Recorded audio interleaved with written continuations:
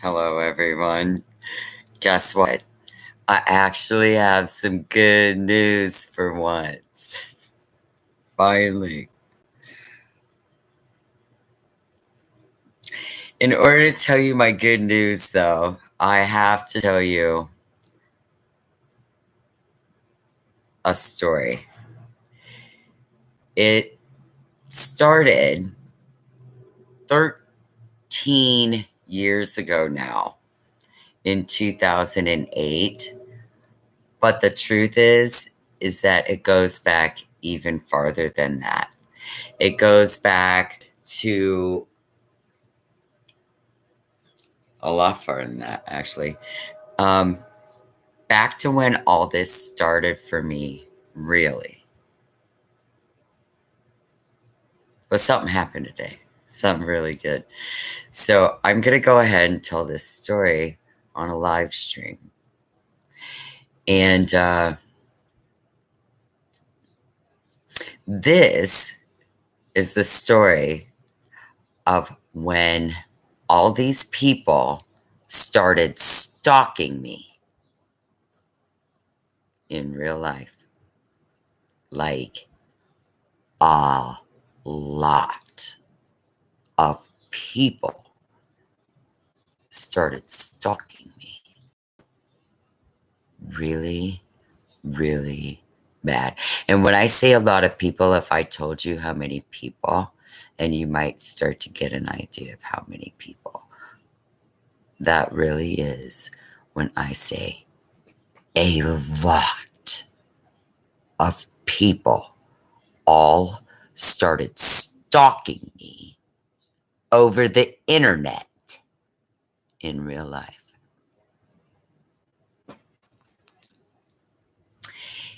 It was October of 2003. I started talking to some people on the internet a little bit, and I'd been talking on message boards for years, especially one.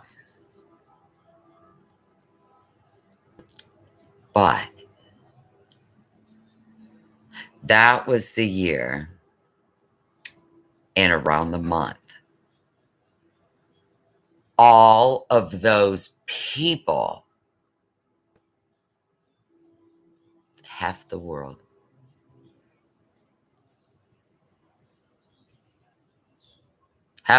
that had computers, started stalking me all at once. I lived in Atlantic Beach, Florida at the time, and my son, his name's Troy, was an infant, less than a year old, or just barely a year old. In October, he was barely a year old.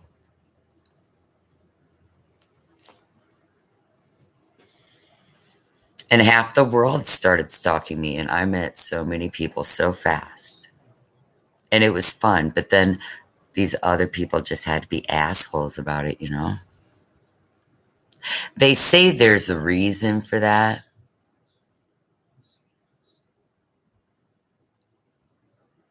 But it's a made up reason. It's a contrived reason why they want to say that.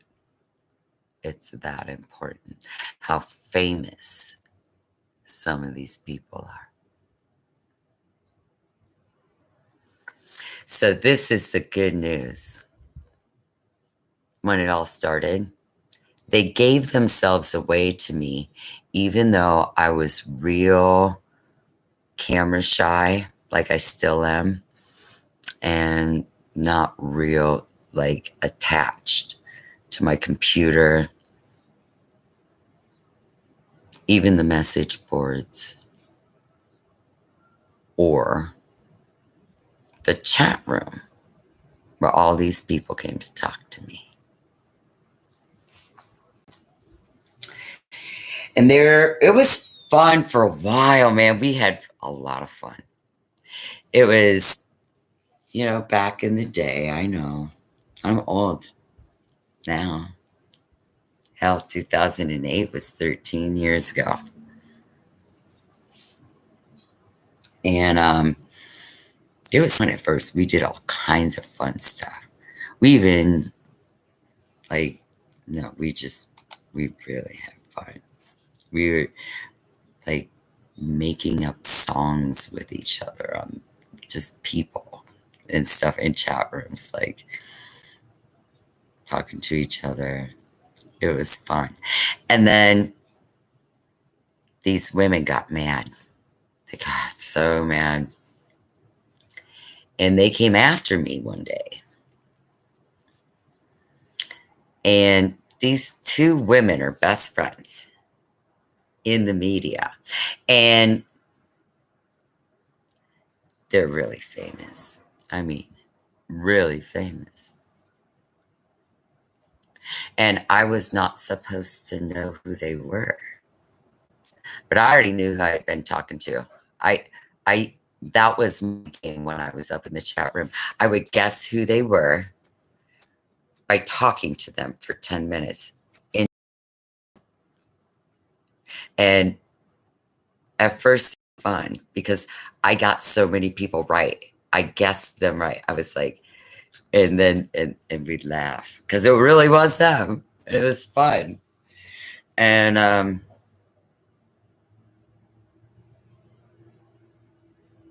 then those two women came along because, you know, I wasn't supposed to know who they were. And they offered me, well, someone had offered me $1 million on a bet. That was something. It was all about the same thing. But they came up afterwards and was like, that $1 million, and we're going to get you, you know? Because in order for you to get that $1 million, like you guys just made a deal for, you have to become one of us first. You know? And like, I wasn't supposed to know who they already were. And I kind of let them have it. I was like, look, I know you think, I know that you two are really hot shit and everything, and you're already friends with everybody, and I think that's great. But this doesn't have to do with either one of you. And before you like go too far with the stuff that you're about to say to me, because don't forget, you guys are the ones that are really famous, not me. So no one cares that I could sue you in a court of law for what you're about to do. So do yourself a favor and don't even solicit it with me, honey. Just don't. And you know, why you got to be like that?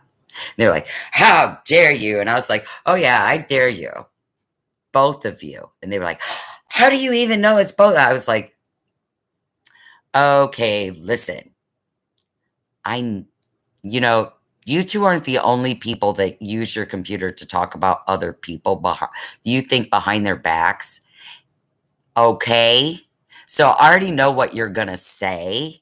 And I don't think that this public forum is a good place for you two to say it, even though you've IM'd me. Okay. So just knock it off. And they got so mad, those two. And they were like, no way.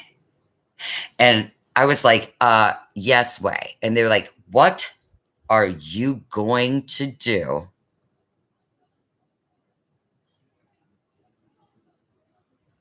when you don't get that $1 million like everything those people just said to you? I told you, we made up songs and lyrics, and you know, I did have a microphone that I could plug in, or that I could turn off if I wanted to. A lot during that time. But these two were like, Oh, we're gonna get you now.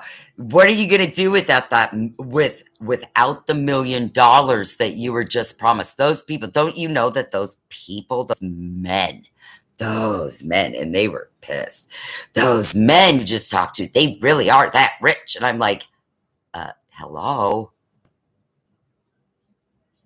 Listen, you need to stop it and don't bother me either. And they're like, huh, if you don't get that $1 million now, what are you going to do? And I finally got sick of them. And I said, I will go to the 7-Eleven and fill out an application. I will get a job as a clerk and I'm going to be fine, honey. But I'm not doing anything nasty or illegal to get that $1 million. Now that's enough. Why don't you just leave me be? And I hung up on them. And they came after me. But I just kept doing what I was doing. And I ended up leaving Florida. Not over that either. It just was time for me to come home. Because my family had moved back home. And things weren't going well. So I came home. And then in 2008, it all started up again. I mean, they were always fucking with me in Jacksonville after that. But that's not why I left. I had a good job in Jacksonville and really in Vidra. And friends in Jax Beach, and friends in Atlantic Beach, and friends in Mayport too. Okay. It's not like I didn't have friends or anything. But my family had left. So, and it was time for me to go home. So I came back here to Iowa, but I lived in a different city at first. And everybody just kept stalking me. And in 2008, it just got really big again. Like they had found where I left, Jacksonville. And they didn't have me to stalk around the big city anymore. So they all came here to take shifts stalking me in real life. That's how everything got so bad for me. But guess what happened today? I got a job as a cashier at a gas station convenience store. Booyah! Ha ha! Ha ha! Ha ha ha! Fuck you!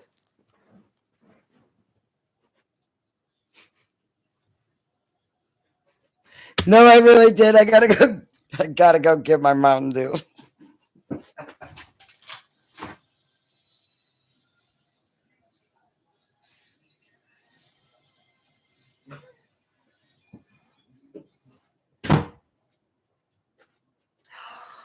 I got a job at a gas station, convenience store, as a clerk. Fuck you two bitches! Fuck you right up your stank ass booty holes. Bye!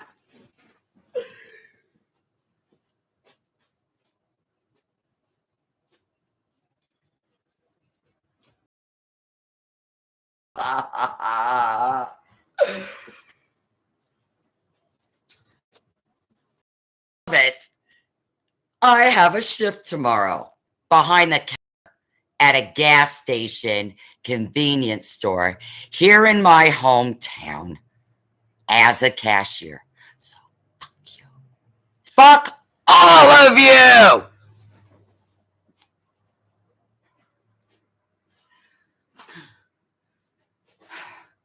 God, that felt good!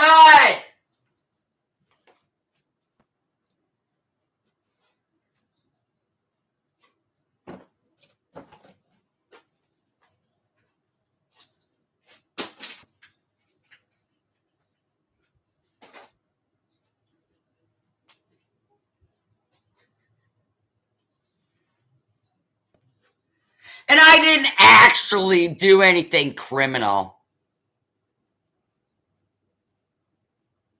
Not anything worth getting arrested for. And I didn't do anything nasty either, so fuck all of you.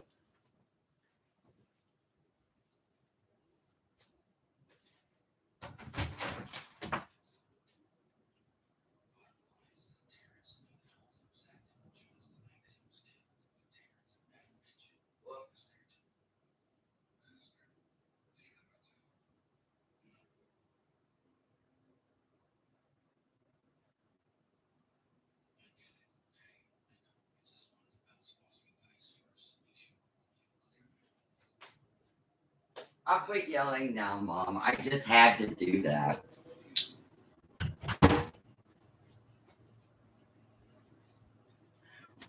We don't have 7-Elevens in Iowa. The last time I was in a 7-Eleven, it was last year in Portland, Oregon, because there's actually one in the town, the city. And I was in it, and I think we bought either coffee or pop and left. I might have bought some cigarette rolling papers there.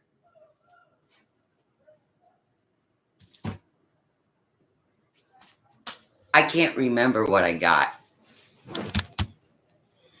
I got something there. I bought something at the 7-Eleven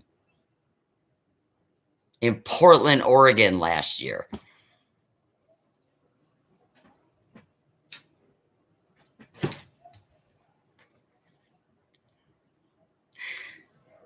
So there's the story.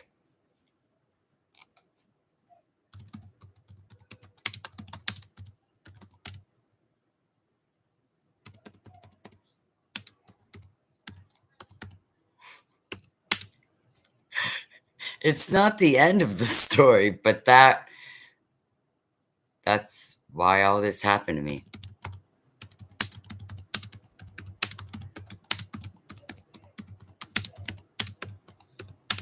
And I am officially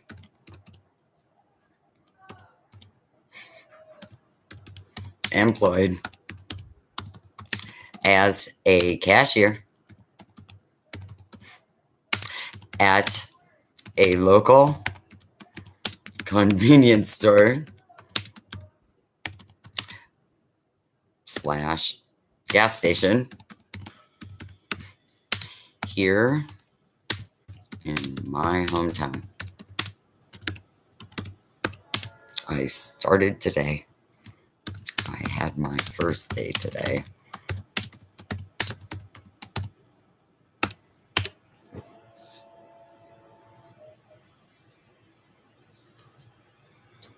And I didn't do anything illegal.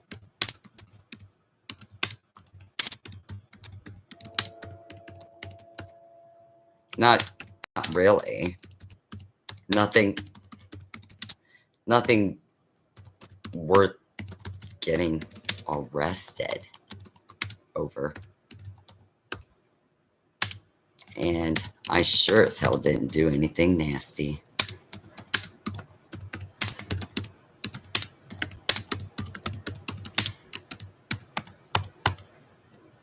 Like I said.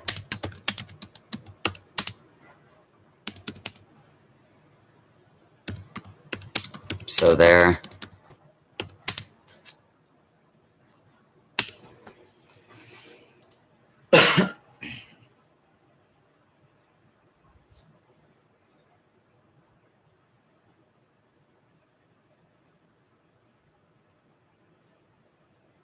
I love being a cashier. It's great. Yep.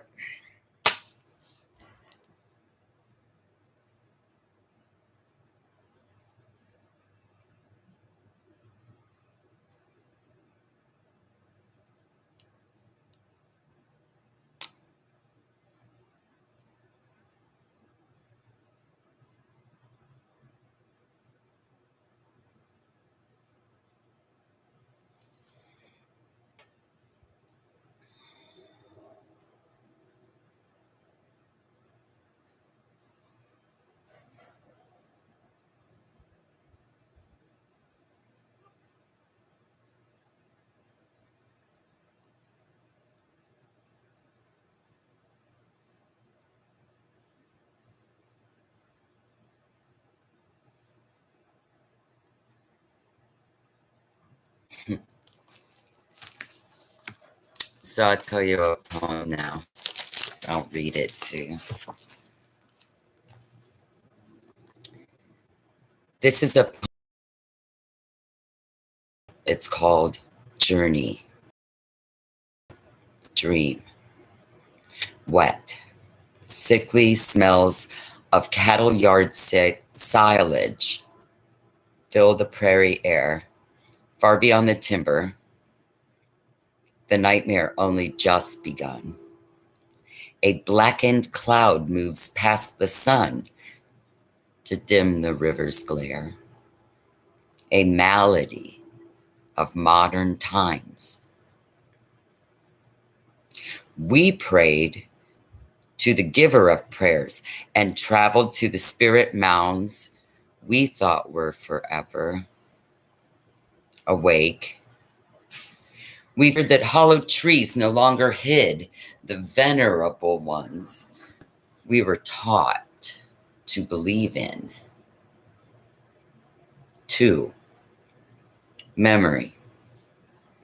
Dancers with cane whistles, the prairie's wise and knowing kinsmen, they trimmed their deer skins in red down feathers, made drumsticks from the gray grouse, metaphorically speaking, and knocked on doors which faced the east. Dancers with cane whistles, born under the sign of hollow stems, after earth and air and fire and water, you conjure faith to clear the day. Stunningly, blessedly, you pierce the sky with sound so clear each winged creature soars. In my mind, grandmothers, those old partisans of faith who long for shrill and glowing rituals of the past, recall the times they went on long communal buffalo hunts. Because of this, they tell the lithe and lissom daughters, look for men who know the sacred ways. Look for men who wear the white striped quill.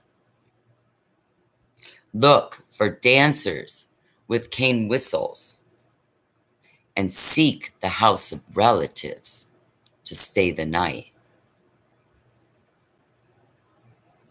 3. Sacristans.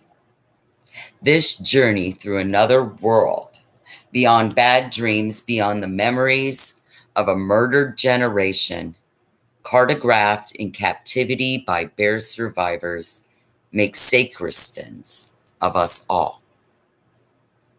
The old ones go our bail. We oblate preachers of our tribes. Be careful, they say. Don't hawk the beads of kinship agony. The more effect of unfamiliar hymns upon our own, a change in pitch or shrillness of the voice, transform the waves of song to words of poetry or prose, and makes distinctions no one recognizes. Surrounded and absorbed, we treat like Etruscans on the edge of useless law. We pray to the giver of prayers.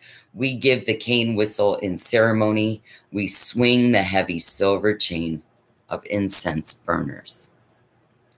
Migration makes new citizens of Rome.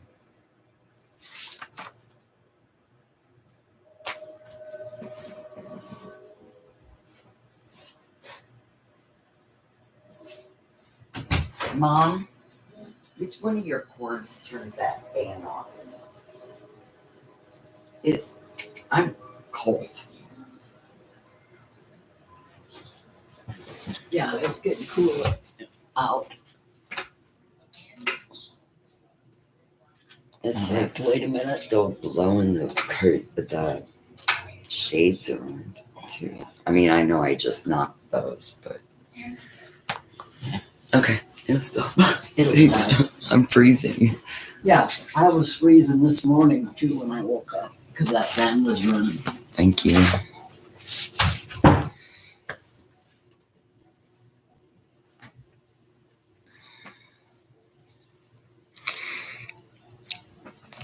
It does feel good. It feels good, but mostly I'm pissed because you won't stop stalking me.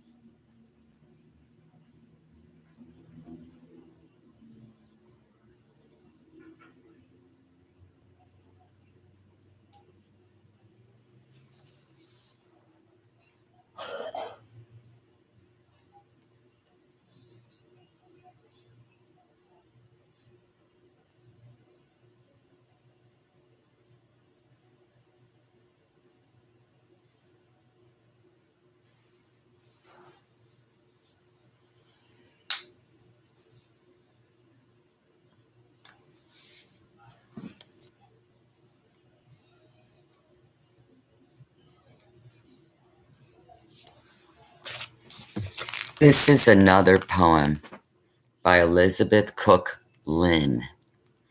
It's called My Grandmother's Burial Ground.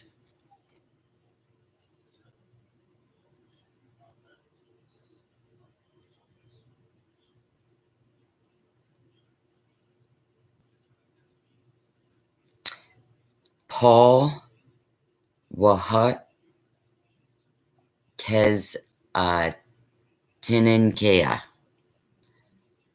July 12th, 1892. Words are coins, thrown on a table to settle a debt, a sign that nothing's settled. James J. Macaulay, An Irish Bull. I walked beside the stone that bore your name and date and felt the threat of history give rise to sudden chill, like wind from unseen creek. Ancestral bones lie in anonymity in this new world, except that history called you Christian. In your name, kill in war with spear, vouched for you. Grave Paul, your name is pale as northern tamarack in fall, and names of all born then or since are played like coins in games of chance. I stand alone and cast a shadow on the sunken mounds. Mute metaphors, I think, for carelessness of memory. Not then or now, for sale or trade. Never mind, the coins invaders played, which made you play your hand against your will, won't pay the debt. History, that counterfeit absurdity, is no match for buffalo bones and dried skins of crows.